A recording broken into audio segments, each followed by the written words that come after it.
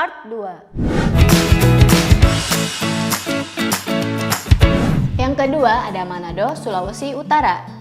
Curah hujan di Manado cenderung merata sepanjang tahun, namun mencapai puncaknya pada bulan Desember hingga Februari, dengan rata-rata curah hujan sekitar 3.500 mm per tahun. Dan di urutan teratas ada Bogor, Jawa Barat.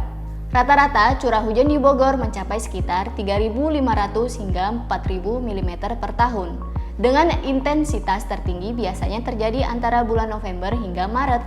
Kalau di kota kalian, hujannya gimana nggak Blikers? Kuy, jangan lupa komen ya!